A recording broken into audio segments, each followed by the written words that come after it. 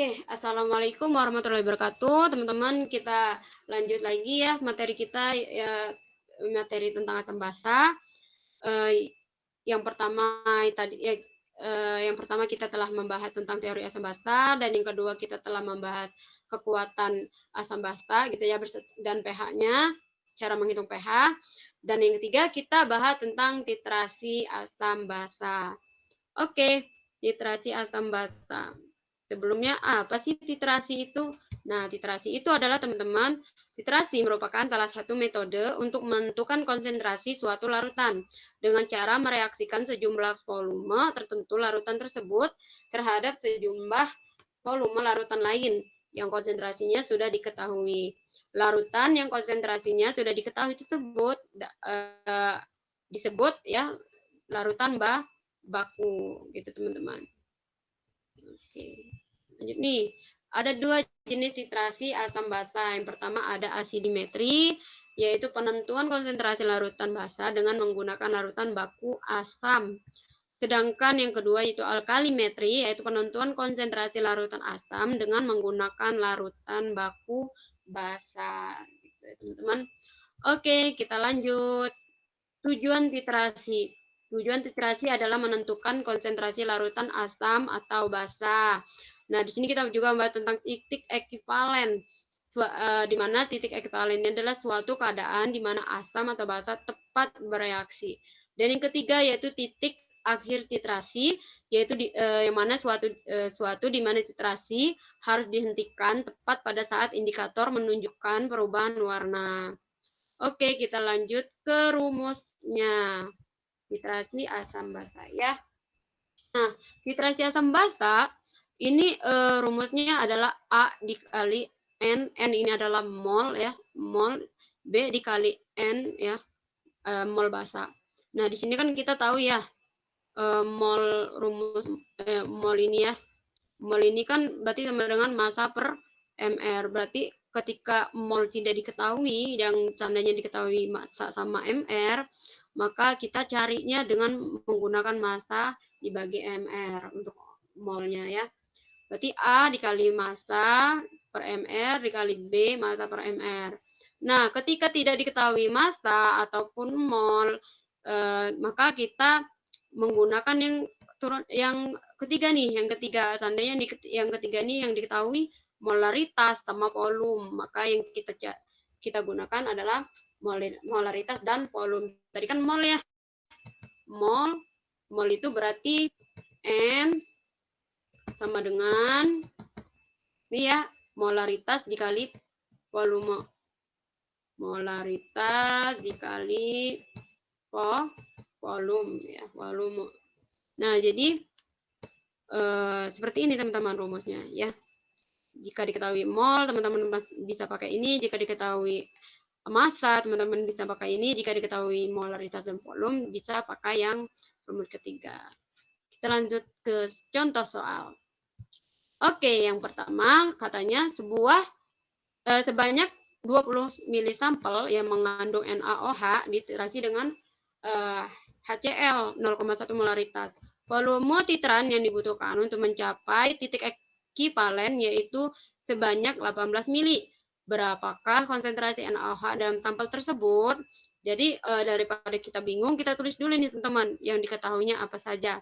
Biasanya kan kalau kita ngisi itu pening nih sama soalnya panjang gitu ya. Jadi kita tulis dulu deh yang diketahui. Yang diketahui kan sebanyak 20 mili NaOH ya, volume NaOH. Volume NaOH 20 mili. Terus di sini molaritas HCl-nya 0,1. Terus volume HCl-nya 18 ini. MHCl-nya 0,1. Terus ditanyanya molaritas NaOH. Nah, ingat di sini ada molaritas dan volume ya. Volume. Berarti kita pakainya rumus yang keberapa? Kita pakai rumus yang ketiga tadi ya. Yang A kali MA kali PA sama dengan B kali PB kali MB. Oke, jawab. Nah, ini teman-teman. Ya. Ini A kali MA. A ini kan asam ya, berarti yang asam apa ini? HCl dikali P. P asamnya HCl. B NaOH, molaritas NaOH dikali P NaOH. Tinggal masukin A aja deh. Yang A-nya ini kan ionisasi asamnya, jumlah asam yang HCl kan 1 ya. Ini kan kalau diuraikan menjadi H+ plus Cl-. H plusnya 1. Molaritasnya diketahui 0,1. Terus volumenya 18 mili. Terus B-nya yang ini NaOH kan ya. NaOH berarti Na plus plus OH min. Berarti OH-nya ada 1. Dikali molaritasnya yang ditanya. Mb ya. Dikali 20 mili volumenya. Maka molaritas NaOH tambah dengan 0,1. 0,1 ini maksudnya 0,1 dikali 1 hasilnya 0,1 ya teman-teman. Dikali 18 mili. Dibagi 20 dikali 1 berarti kan 20 mili ya. Berarti 0,1 dikali 18 hasilnya sekian dibagi 20 sama dengan hasilnya 0,09 molaritas. Udah deh, sampai sini aja. Kita lanjut ke soal kedua. Wow. Oke, yang kedua nih teman-teman. Kalau teman-teman lihat tabel kayak gini, kayak pusing gitu ya. Volumenya banyak banget ini. Oke, di sini nomor 2, berikut ini adalah hasil percobaan titrasi asam kuat ya, HCl dan basa kuat KOH. Nah, di sini ketahui percobaan 1, 2, 3 dan 4 dan masing-masing volumenya. Jika konsentrasi larutan HCl ya diketahuinya 0,25 molaritas, maka konsentrasi larutan KOH-nya berapa? Berapa KOH-nya? KOH-nya. Kita tulis dulu nih yang diketahui. Jawab ya. Nah, nih kita pakai rumus yang tadi. A kali MA ya, kali PA, B kali MB dikali PB ya. Maka hasilnya A tadi kan HCl 1 ya, 0,25 molaritasnya ini HCl. Nah, volumenya kok bisa 20 sih? Kita ambil dari sini nih, teman-teman. Dari percobaan 1 sampai 4 itu kita rata-ratakan. Ya, berarti ini berapa nih? 1, 2, 3, 4. Berarti ini 80. 80 dibagi 4 sama dengan 20 ya. Ini rata-ratanya. Aduh.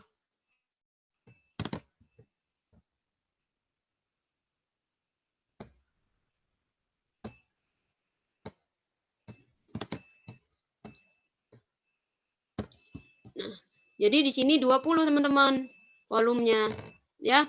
Kita ambil rata-rata dari percobaan 1 sampai 4. Terus yang KOH juga sama 26, 25 ditambah 24 tambah 25 berapa nih? 100 ya. 100 dibagi 4 sama dengan 25 ya. 25. Aduh. Gimana ini?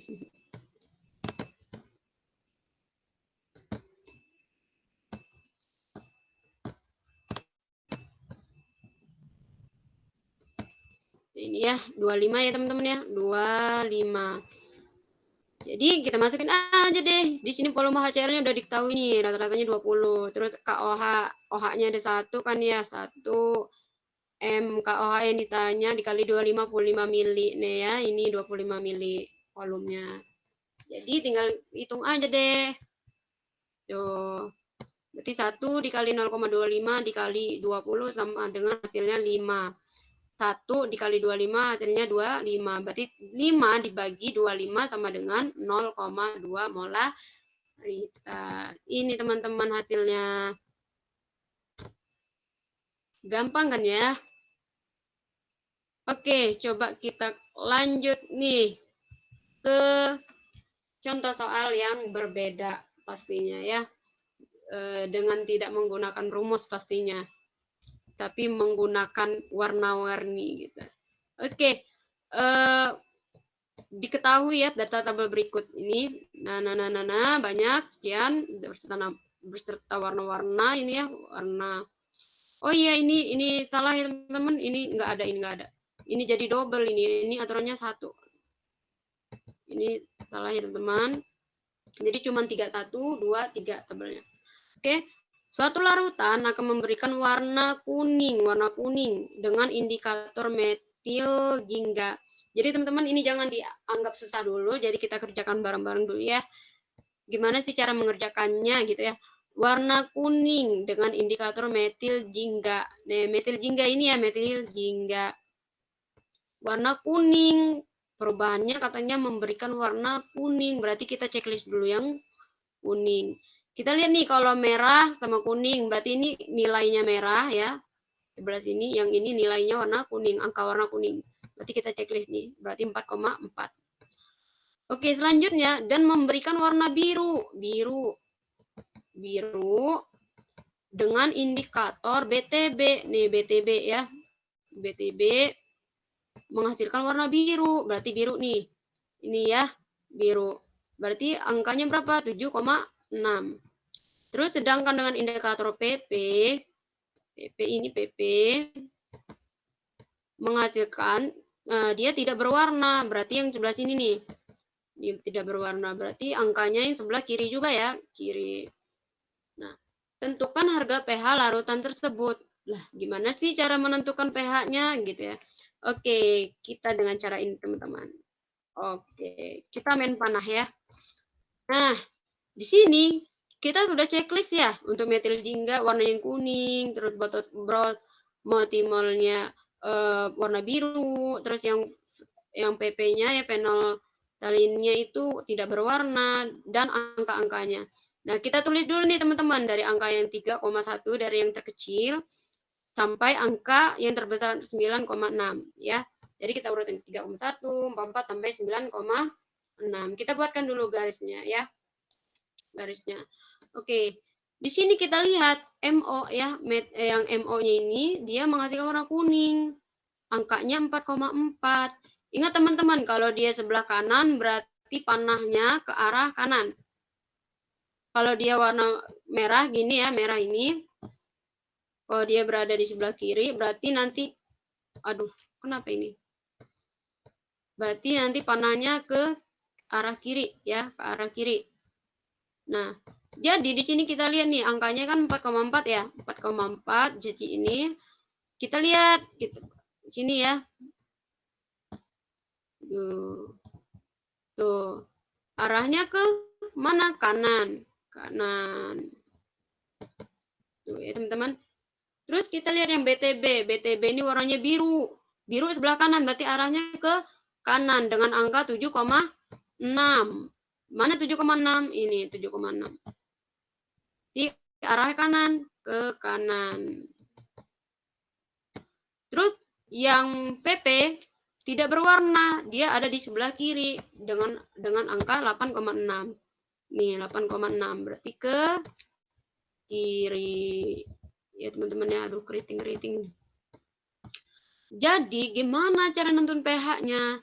Nah, untuk cara menentukan pH-nya teman-teman, kita lihat angka yang ketiganya, ini ada 3 ya, MO, BTB, sama PP, yang mana arahnya itu melewati arah angka tersebut, ketiga-tiganya. Misal nih, kalau kita ambil angka arah dari 44 sampai 7,6, kalau yang MO emang lewatin ya, lewatin.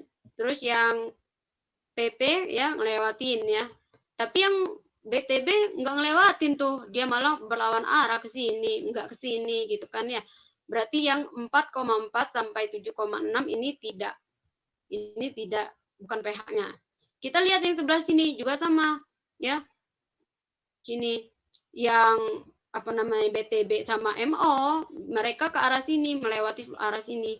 Tapi yang sebelah yang PP tidak melewati angka yang sebelah sini. Jadi kita ambil angka yang sama-sama dilewati teman-teman. Yang mana berarti yang ini. Kita lihat nih, yang MO ngelewatin. Terus yang BTB tadi mana BTB? Nih, ngelewatin. Terus yang PP juga ngelewatin. Berarti ini adalah daerah yang kita arsir ya. Kalau kita ngomongin kita arsir. Jadi pH-nya yang mana? pH-nya 7,6 sampai 8,0.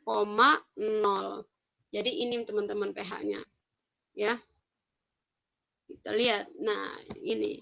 Jadi pH larutan tersebut adalah 7,6 kurang lebih kecil dari pH lebih kecil dari 8 ya. Ini jawabannya untuk pH. Asik ya teman-teman cara penentuan pH-nya. Kita lanjut ke contoh yang keempat. Oke. Wow, ini nih. Gimana nih? Kira-kira teman-teman bisa nggak nih ngerjain ini? Berarti udah pusing duluan ya. Aduh, kok itu ada 5 tabel, ada 5 ini ya kolom gitu. Tadi cuma ada 3, sekarang 5 gitu. Oke teman-teman, jangan diambil pusing dulu. Kita kerjain dulu ya. Di sini ditanya sebenarnya sama cara ngerjainnya. Hanya saja ini ada 2 sampel, tadi hanya 1 sampel ya. Jadi kita fokus dulu ke limbah 1 ya, ke sampel 1. Yang ini kita abaikan dulu. Sama seperti tadi ya teman-teman.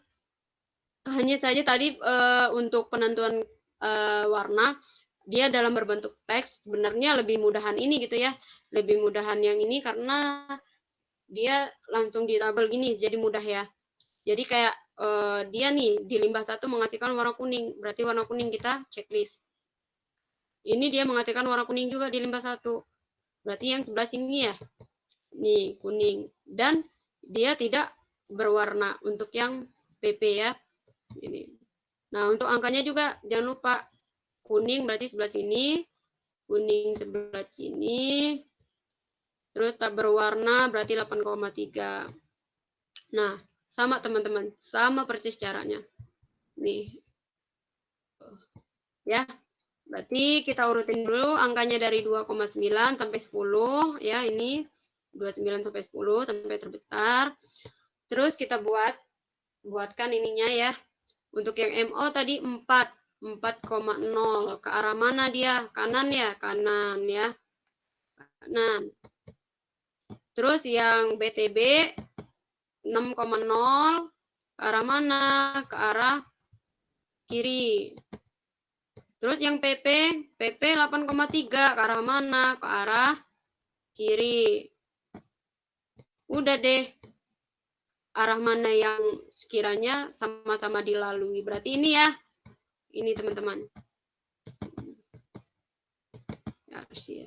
Berarti pH-nya 4 sampai 6.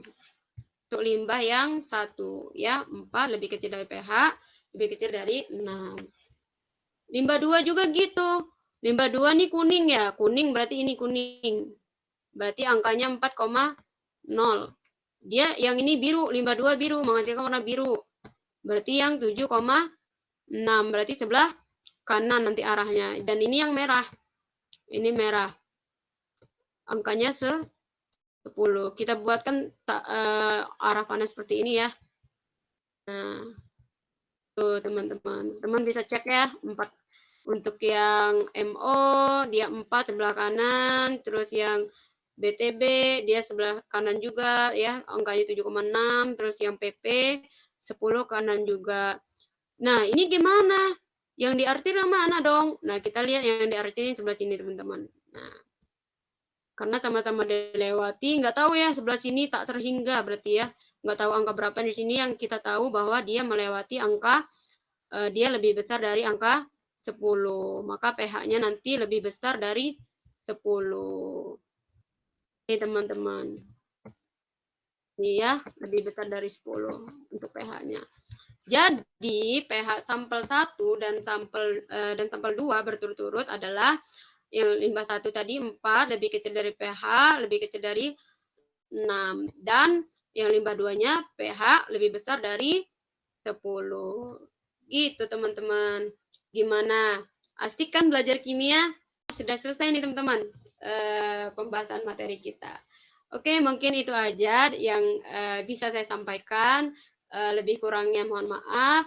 Dan kepada Allah saya mohon ampun. Saya ucapkan terima kasih banyak buat teman-teman semua belajar untuk memahami soal dan terus berlatih untuk mengerjakan soal gitu ya teman-teman. Saya akhiri. Assalamualaikum warahmatullahi wabarakatuh.